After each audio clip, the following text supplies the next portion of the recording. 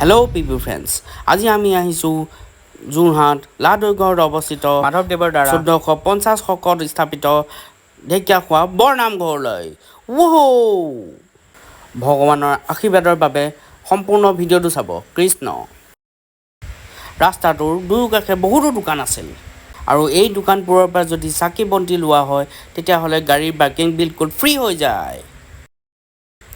আৰু যেহেতু আমি 3 ভাদতে কৈছিলোঁ ভিৰটো অলপ কম আছিল আৰু আমি নামঘৰৰ গেটৰ খুব কাষতে ৰখাবলৈ সুযোগ পালোঁ।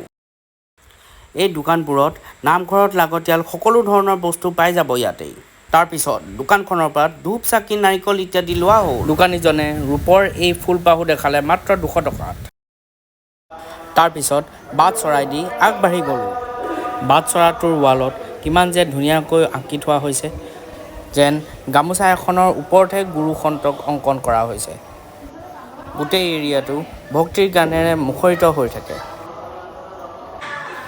তাৰপিছত ধুনীয়াকৈ মুখ হাত ধুই মূল নামঘৰলৈ আগবাঢ়ি গ'লোঁ।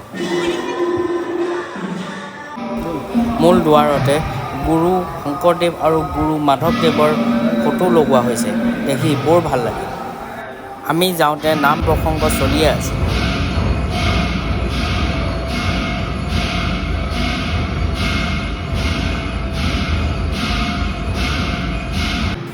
তাৰপিছত শৰাই লোৱা ঘৰত আমাৰ শৰাইখন আগবঢ়াবলৈ গ'লোঁ। ইয়াত বুট মগুবোৰ নোধোৱাকৈ দিব লাগে। তাৰপিছত চাকিত ধূপ দিয়া ঘৰলৈ আগবাঢ়ি গ'লোঁ।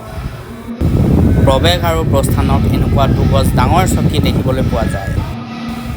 ধূপ চাকি দি সকলোৰে মংগল কামনা কৰিলোঁ।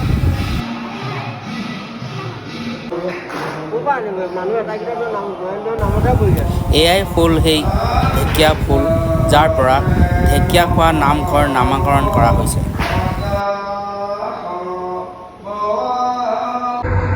ঢেকীয়াখোৱা বৰনামঘৰৰ বিখ্যাত অক্ষয় বন্তি গছ, যি গছ 1528 চনৰ পৰা একেৰাহে জ্বলি আহিছে, সেয়া বিভিন্ন ৱৰ্ল্ড ৰেকৰ্ড হোল্ডাৰ হয়।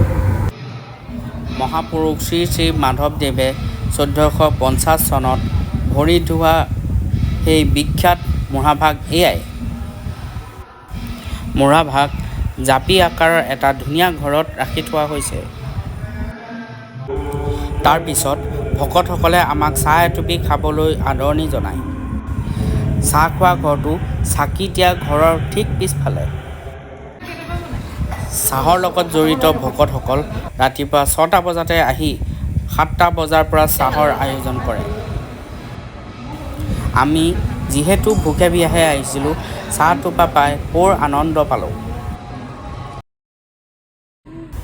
তাৰপিছত পিছফালে থকা পুখুৰীটো চাবলৈ গ'লোঁ।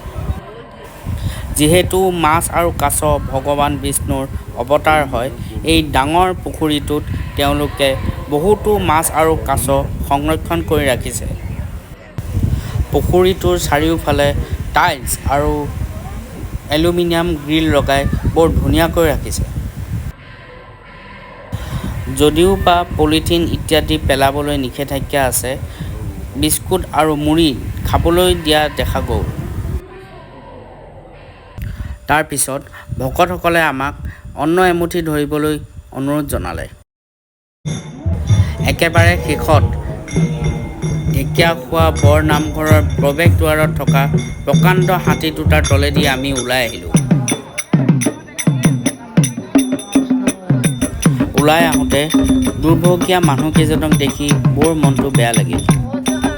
কিন্তু তেওঁলোকে বজাই বজাই বৰ ধুনীয়াকৈ গান গাই আছিল। তাতেই গান শুনি বহুত দেৰি থিয় হৈ ৰ'লোঁ। ভৱিষ্যতে এনেকুৱা বিভিন্ন ধৰণৰ ভিডিঅ' পাই থাকিবলৈ ছাবস্ক্ৰাইব কৰি দিব ইউটিউব চেনেল PB ব্লগছ।